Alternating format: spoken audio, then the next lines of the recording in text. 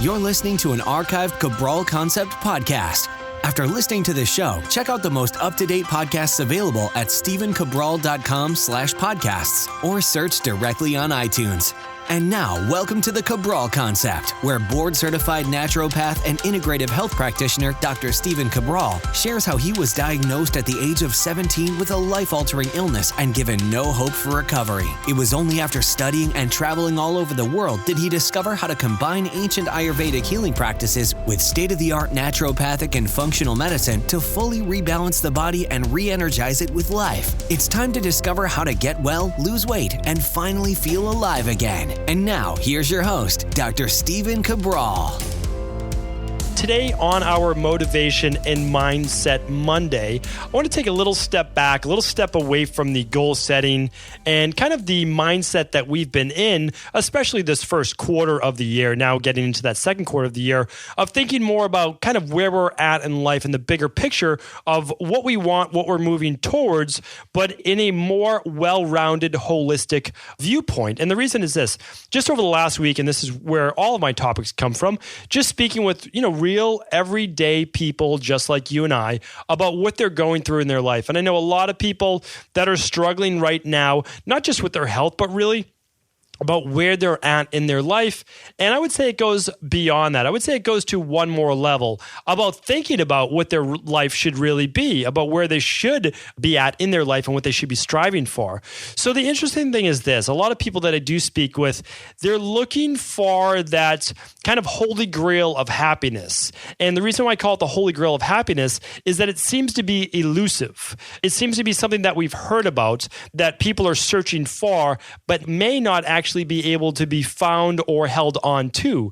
So here's what I mean by that. I want to get right into today's show, is that I believe that there's something called the Zen Myth, that we're looking for this thing that Eckhart Tolle's talked about, like the power of now, or there's this bliss-based state. And if you've read any of his books, you've read any about Deepak Chopra's books, you've read about anyone's books on really just living in a state of overall happiness, you'll begin to understand that this is a state that we should all strive for, but it's not a state that you can ever live in. And that's the big point that I want to get across today.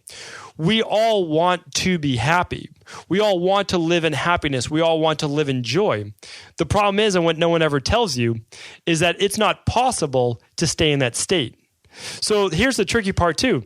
We've all experienced that state of joy before. Most of us have. Most of us experienced that state of happiness. Now, maybe it's been a few weeks, few months, few years since you've been in that state, but you remember it. And that, in the back of your mind, is that state that you're striving for. Sometimes we reach it when we're on vacation. We're just laid back. We're not on our job that we don't like. We're away from a lot of the people who might distract us, whatever it might be. And so we think about, we say, oh, you know what? I want to move now to this location of wherever my vacation was. And that's an interesting concept. But the truth is this, that you will eventually have to bring the rest of your life with you to wherever you move, right? And so part of it isn't just saying like, okay, well, I'm taking a temporary vacation away from my problems, my work, whatever it might be. But what you're saying is, well, that's going to be the rest of your life when you move to this particular location, but that's not the truth.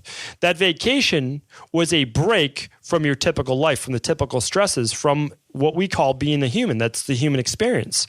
So instead of using something what I call escapism to try to run away, because that's really what it is, trying to run away from your problems. And believe me, I've been there many, many, many times. What you're really thinking about is this, is, okay, me moving away, me running away, me just trying to get away, a fresh start, a new job, whatever it might be. Maybe it's not the job. Maybe it's not where you live right now. Maybe it's your expectations. And no one, especially not me, wants you to temper your expectations. However, I want to be realistic, and I want to use more of a Buddhist-based viewpoint where human life does involve, as a human, some type of suffering. There's no way to get away from that. I have not seen anyone escape that. I've actually been able to. I've been really fortunate to meet some really excellent, amazing people. And one of those people was the Dalai Lama. And I got to meet him about, I believe it was 6 years ago or 7 years ago in Calgary, Canada. And this was a particular question that was asked for the first time. I don't think I was quite enlightened enough to understand what he was saying, or I should say, I don't think I was. I certainly was not. And so when he answered this question, he talked about, there's no escaping this human experience. experience that there is always going to be suffering. People around you are unfortunately going to hurt you at times. You're going to get into some bad relationships. Every day isn't going to be your best day. That people around you are going to pass away. These are all unfortunate, if you look at it that way, things that happen to us in life. And they are. I mean, these are hard, trying things. And no matter where you live, no matter what job you have, no matter what friends you have, no matter your partner, spouse, whoever it might be, there are always going to be those stresses. There are always going to be that moments. And they even happened to the Dalai Lama, which at the time I'm thinking like, well, maybe you haven't just figured it out yet yourself. And this is me thinking this about the Dalai Lama, which is kind of funny, but that's, that's where sometimes our mindsets are.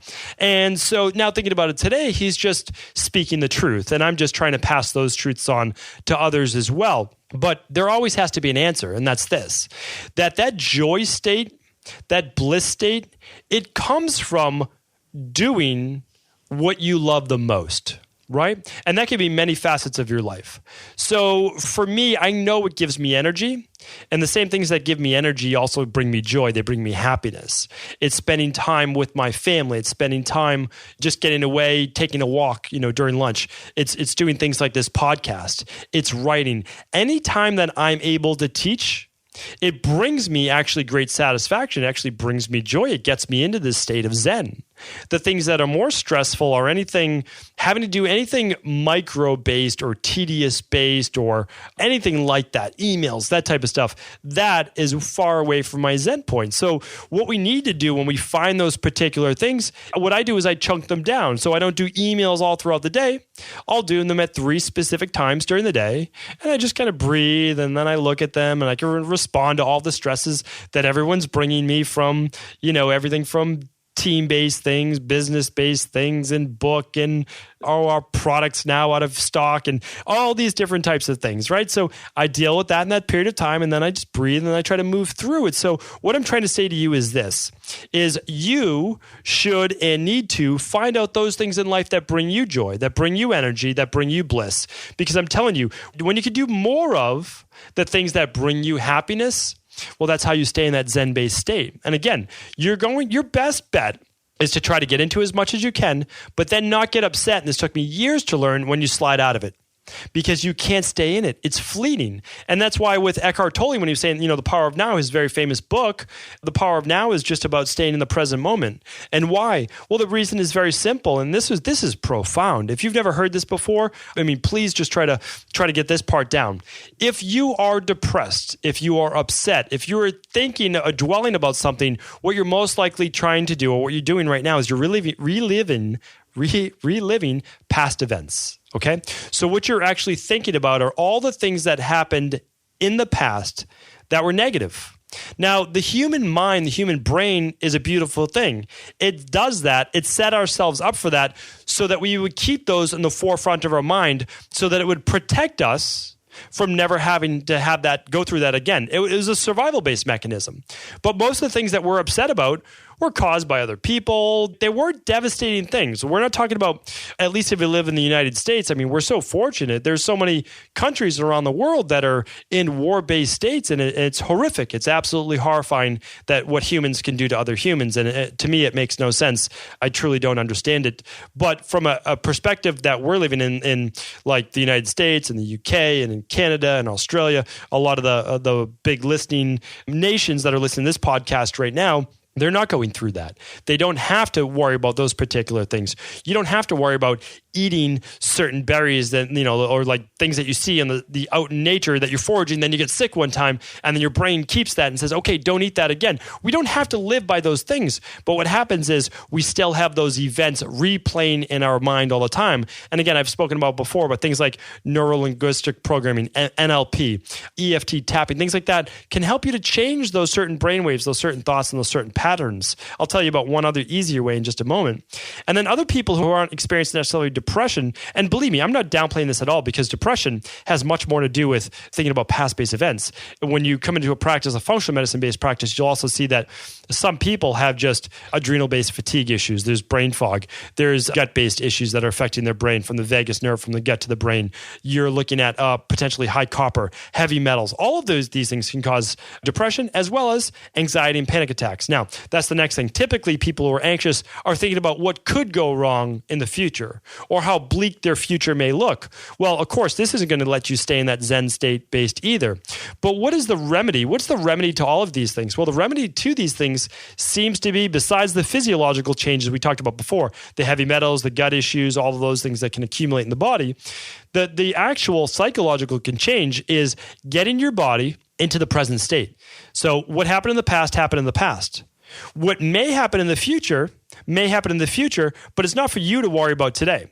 It doesn't say I'm not saying don't think about the past, don't plan for the future. What I'm saying is that the past is already done. Learn from it, but time to move on. And the future is a giant question mark. The future is yours, hopefully, to do with it as you please, to make your own mark on it. But it is a question mark for right now. What we need to focus on, if you're worried about the future, is what you're doing right now in the present. If we focus on the present right now, what we're currently doing right now, this moment in time, and we move from this moment in time to the next moment in time and the next moment in time. As long as we're focused on the here and now, all we're ever focused on is the present. The major takeaway is if you're always focused on the present, and if you experience that in a feeling of gratitude, of I'm appreciative for what I have right now. I don't have everything that I would like to have. There are things that happened to me in the past that I wish that they didn't. I can learn from those things in the past, and learning from those things in the past will also help me with everything that I want to accomplish in the future. If you can say those things to yourself, that is a form of being grateful. If you can be grateful, you can't be stressed. If you can be grateful, it's hard to be worried because the two don't coexist. They're opposite sides, yes, of the same coin, but you have one coin flipped onto the gratitude side. And that will also help you out of some very difficult states. When you are dwelling on the past, you can say, okay, thank you for reliving this memory. I do understand why you're doing that, talking to yourself, of course. That's okay. And you're saying you don't want me to go through that harm again, ever again. And that's a good thing. Thank you. Appreciate that. And I will make sure that I do not let that happen in the future. But right now, I choose to focus on the good I do have in my life, how I'm rebuilding my life, and what I'm looking forward to. That moves you into the Zen state. So what I call the Zen myth is thinking that you should always be in a state of Zen, that you should always be in a state of bliss, because that's simply not achievable. Your goal is to just keep sliding in and out of that. It's like waves, on a tide, right in the ocean. Really beautiful thing to watch. And you can just see the waves come and then they crash. And the next one comes and then it crashes. And that's all it is. And when you're in it, you take advantage of it, you smile, you give gratitude for it. And at those times, what you're doing is you're actually creating neural feedback loops. So what happens is you like that. It's a positive state. Your body wants to give you more of that. And it starts to ingrain these actual muscles in your brain. We'll call them muscles in air quotes. So your body gets used to doing it. It's kind of like doing squats at a gym. Once you learn the right form and you do that over and over and over, when you go to squat, it just comes naturally. The same thing will happen with giving gratitude, with smiling, with appreciating what you do have, understanding it's not everything that you do want in life. You do want more, and that's okay. It's never harmful to want more as long as you're saying, I appreciate what I have right now. I'm grateful for what I have right now. That, again, pulls you back into the present moment because you're talking about what you have right now. I'm happy for what I have right now. I'm appreciative of what I have right now. I appreciate everything that I've been through up to this point that's taught me what I need to now know to move further into the future to achieve everything that I want to become. So hopefully that makes sense today. I just wanted to put a lot of people's minds at ease. I know that a lot of people do listen to Mindset and Motivation Monday to just get a little bit more out of their life beyond just the supplements, beyond the healing protocols, the lab tests, the good foods, because it's not about that. That's your physiology. You're changing your physiology. But at the same time, we need to change our psychology. I'm telling you right now, if you don't work on both your psychology at the same time you're working on your physiology, you're not going to completely optimize your life. The only reason why I feel like I have abundant energy right now, that I feel better than I did when I was 17 years old, 16 years old, 15 years old, when I should have been in the prime of my life, or even mid-20s, and I feel better right now, is because my brain wasn't optimized back then. I was a stress case. I was a perfectionist. I was OCD. I had all these high temper, high whatever type things, the Vata and the Pitta running on overdrive, right? Like just way overdrive. And so although I was doing all the right things, pretty much like eating wise, supplements, I didn't get fully better. I got a whole lot better. And so you can get a lot better. But when I optimized the way that I thought, that then allowed my internal mechanisms to calm down, which decreased the inflammation, which improved my gut, and improved all facets of my life. And that's why I believe everything else started to get better. So my goal with these Mindset and Motivation Mondays is, yes, to help you get more out of life, to be happier without a doubt, but also it's part of the healing process. So I do appreciate you tuning in. And once again, I do appreciate each and every listens. And if you're able to pass this message along to anyone you believe it could help, I would also appreciate that. Take care, everyone. Before you go, I wanted to share a personal story with you. The real reason I began to get well finally is because I figured out what was wrong with me. And that might seem pretty obvious, but I went from doctor to doctor for over 2 years before discovering at-home functional medicine lab testing. These are the labs that enabled me to finally figure out what was wrong with my hormones, blood sugar, electrolytes, and gut health. And once I knew what was wrong, I could then follow a proven plan in order to rebalance my body from the inside out. This is why I believe so strongly in functional medicine lab testing and why I've made it my mission to share these labs with the world. Now at equa.life, you can order an at-home lab test or lab bundle for you and your family and be able to complete it within the week. Plus, the Equal Life difference is that you're not left to try to read and figure out these labs on your own. We explain what your lab numbers mean, what they mean in the much bigger picture, and then how to go about rebalancing your body in order to heal. To see our full selection of lab tests or to set up a free lab selection call to find out what labs may be best for you, simply head on over to equa.life/labs. And do remember, we ship these all over the world. To find out more and to set up your free lab selection call, simply head on over to equa.life/labs. That's EQUI.LIFE/labs.